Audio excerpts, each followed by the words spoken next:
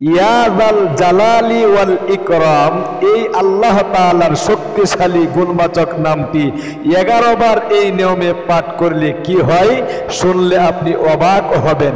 তিরমিজি শরীফের 3524 নম্বর হাদিস শরীফে বিশ্বনবীর একটি হাদিস উল্লেখ করা হয়েছে। বিশ্বনবী বলেছেন, ইয়া যাল জালালি ওয়াল ইকরাম, এটা এমন একটা পাওয়ারফুল দোয়া, শক্তিশালী দোয়া, যে দোয়াটা বেশি বেশি করে তোমরা পাঠ করতে থাকো। আল্লাহু আকবার। মুস্তাদরাকে হাকিমের 503 নম্বর হাদিস শরীফের মধ্যে উল্লেখ করা হয়েছে। বিশ্বনবী বলেছেন, এই ইয়া যাল জালালি ওয়াল ইকরাম, এটা এমন একটা শক্তিশালী পাওয়ারফুল দোয়া, যে দোয়ার আল্লাহর বান্দা বান্দি যদি মন থেকে ইয়াকিন নিয়ে বিশ্বাস করে আল্লাহ তাআলার ভালোবাসা নিয়ে, আমার ভালোবাসা নিয়ে আমল করতে পারে, আমল করে আল্লাহ তাআলার নিকট যদি দোয়া করে, সাথে সাথে আল্লাহ তাআলা বান্দা বান্দির দোয়া ইয়া যাল জালালি ওয়াল ইকরামের উসিলায় কবুল এবং মঞ্জুর করে নেয়। আল্লাহু আকবার, আল্লাহু আকবার। শুনলে আপনি আশ্চর্যান্বিত হয়ে যাবেন। বিশ্বনবীর একজন সাহাবী, যার নাম আবু দারদা রাদিয়াল্লাহু তাআলা আনহু, এই আবু দারদা রাদিয়াল্লাহু তাআলা আনহু তিনি উল্লেখ করেছেন, আমি যখন ওই বিপদের মধ্যে পড়ে যাই, অভাব অনটনে পড়ে যাই, দুঃখ কষ্টে পড়ে যাই, হতাশার মধ্যে পড়ে যাই, আমি আল্লাহ তাআলার এই নামটি ইয়া যাল জালালি ওয়াল ইকরাম এটা পাঠ করতে থাকি, আর আমার আল্লাহ সাথে সাথে আকাশ থেকে আমার জন্য গায়বী রিজিকের ব্যবস্থা করে দেয়। আল্লাহু আকবার, আল্লাহু আকবার। বিশ্বনবীর আরেকজন সাহাবী আব্দুল্লাহ ইবনে মাসউদ রাদিয়াল্লাহু তাআলা আনহু তিনি বলেন, আমি নামাজের মধ্যে লম্বা সময় কিয়াম করতাম, দাঁড়ানো অবস্থায় নামাজ পড়তাম, আর বেশি বেশি করে সেজদায় গিয়ে বেশি বেশি করে ইয়া যাল জালালি ওয়াল ইকরাম এই দোয়াটা পাঠ করতাম অনেক সময়। আর আমার আল্লাহ রাব্বুল আলামিন আমার রিজিকের যে সংকট রয়েছে এই সংকট দূরীভূত করে দিত। আল্লাহ তাআলা আকাশ থেকে আমার জন্য বৃষ্টির মতো রিজিকের ব্যবস্থা করে দিত। আল্লাহু আকবার। ও মহিলা মা বোনেরা, ও ভাই বেরাদররা, আপনারা তো আব্দুল কাদের জিলানী রাহমাতুল্লাহি আলাইহি কথা শুনলে অবাক হয়ে যাবেন।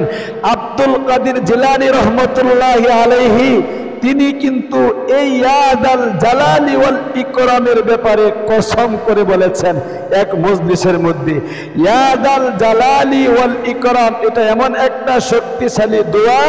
আব্দুল কাদের জিলানী রাহমাতুল্লাহ আলাইহি বলেন, আল্লাহর কোন বান্দা বান্দির ভাগ্য পরিবর্তন করার জন্য, কপাল খোলার জন্য, তার জীবনের সমস্ত কিছু উলট পালট করে দেওয়ার জন্য একমাত্র শক্তিশালী দোয়া হলো ইয়া যাল জালালি ওয়াল ইকরাম।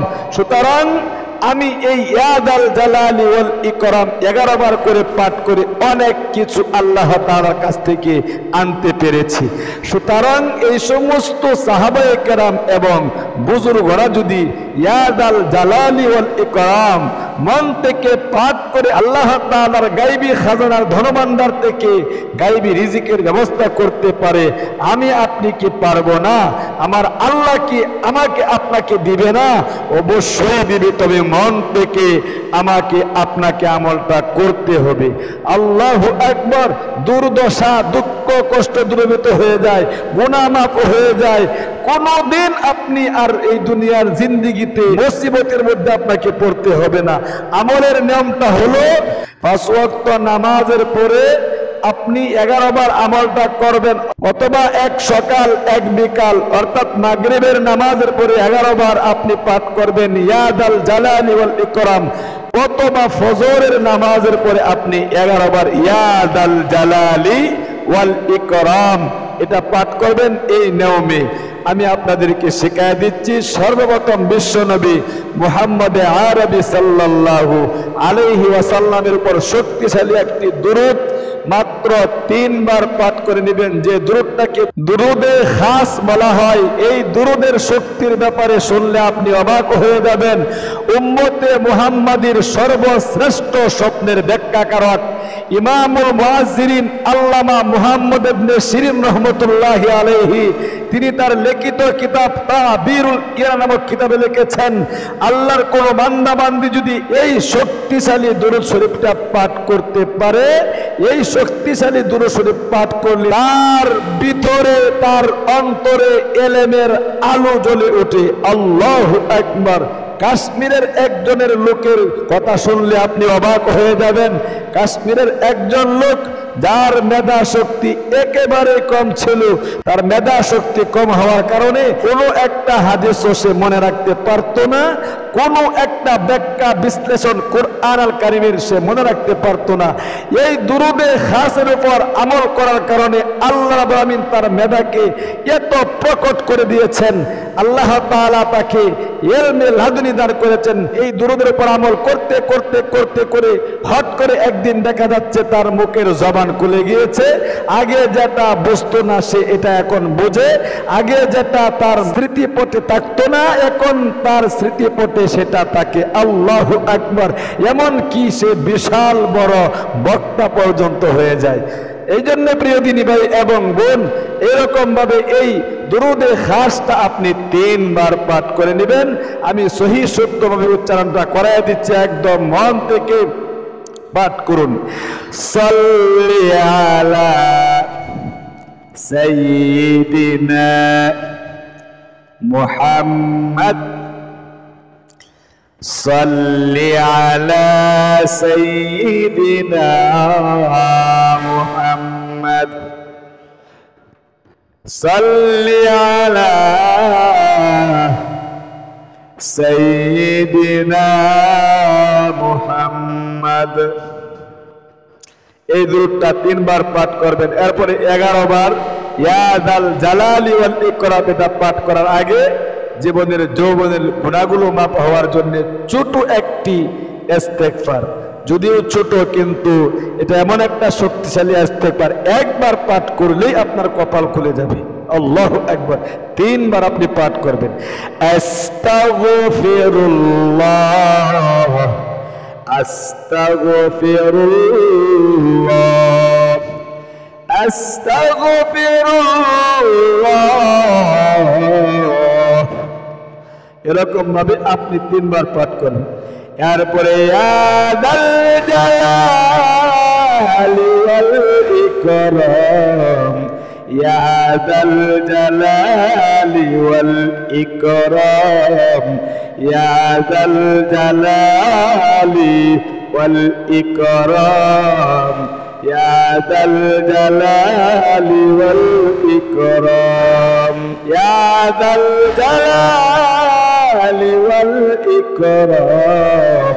এরকম 11 বার পাঠ করবেন। এরপরে আপনি সংক্ষিপ্ত মুনাজাত করবেন একদম মনের গভীর থেকে। এরকম ভাবে বলবেন আলহামদুলিল্লাহি রাব্বিল আলামিন ওয়াসসালাতু ওয়াসসালামু আলা আশরাফিল আমবিয়া ওয়াল মুরসালিন ওয়া আলা আলিহি ওয়া সাহাবিহি আজমাইন। আল্লাহ তুমি দেখো নজর করে, আমি তোমার এক গুনাহগার বান্দা, জীবনে অনেক অন্যায় করেছি, পাপ করেছি, জীবনের যৌবন নষ্ট হয়ে গেছে গুনাহ করতে করতে। মাওলা আল্লাহ জীবনের যৌবনের সমস্ত গুনাহগুলো দয়ে মুছে সাফ করে নিষ্পাপ করে দাও। আল্লাহ গো অনেক অভাব অনটনে আছি গো, অনেক দুঃখ কষ্টে আছি, দুশ্চিন্তার মধ্যে আছি, দুনিয়ার যত জ্বালা যন্ত্রণা আছে গো আমার পরিবার সংসারের মধ্যে বিরাজ করছে। দিন দিন দরিদ্রতা গ্রাস করে নিচ্ছে, উন্নতি পাচ্ছি না।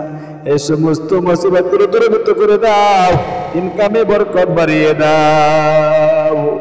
আল্লাহ ঋণ পরিশোধ করতে পারতেছি না, ঋণ পরিশোধ করার ব্যবস্থা করে দাও। চাকরি হচ্ছে না, চাকরির ব্যবস্থা করে দাও। আল্লাহ চাকরি হয়েছে, প্রমোশন হচ্ছে না, প্রমোশনের ব্যবস্থা করে দাও।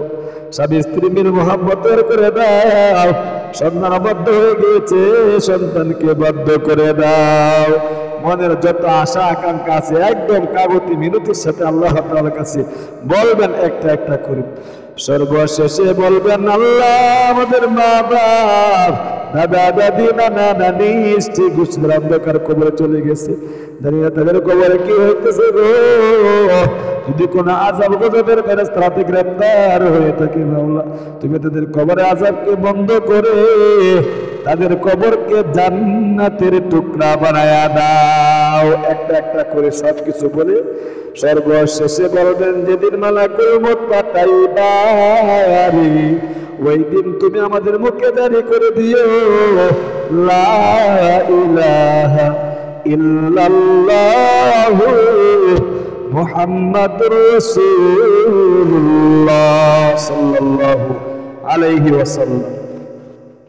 তাহলে প্রিয় দিনী ভাই এবং বোন, নিজেও আমলটা করুন আর আপনার একজন ভাই একজন বোনকেও আমলটা করার একটু সুযোগ করে দিবেন একটা শেয়ারের মাধ্যমে। আমাদের ইসলামিক চ্যানেল আপনাদের উদ্দেশ্যেই কিন্তু খোলা হয়েছে। আপনারা অবশ্যই এই চ্যানেলে ভিডিওগুলো প্রতিদিনের আমলের যে সমস্ত ভিডিও এগুলো দেখবেন, আমলগুলো করবেন, আমলগুলো শিখবেন। খুব সময় নিয়ে আপনার ইখলাসের সাথে খুলুসিয়াতের সাথে আমল করলে আল্লাহ তাআলা আমল কবুল এবং মঞ্জুর করে। একদিন, 2 দিন, 3 দিন অনেকে আমরা আমল করে কিন্তু আমলগুলো বর্জন করি। না না, এরকমও তো হতে পারে 4th নম্বর দিনে আমার আল্লাহ আমার আমলটা কবুল এবং মঞ্জুর করতো, আমি 3 দিন করে ছেড়ে দিলাম। এজন্য করতে থাকা, সাহাবায়ে কেরামরা আমলের মধ্যে লেগে থাকতো, বুজুর্গরা লেগে থাকতো। আজকে না হয় কাল কবুল হবে, কাল না হয় পরশু কবুল হবে। আমল কোনো সময় আল্লাহ তাআলা বান্দার বৃথা যেতে দেন না।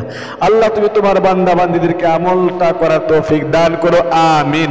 আজ এ পর্যন্তই, দেখা হবে অন্য কোনো ভিডিওতে। সেই পর্যন্ত আপনারা সকলে ভালো থাকেন, সুস্থ থাকেন। আসসালামু আলাইকুম ওয়া রাহমাতুল্লাহি ওয়া বারাকাতুহু।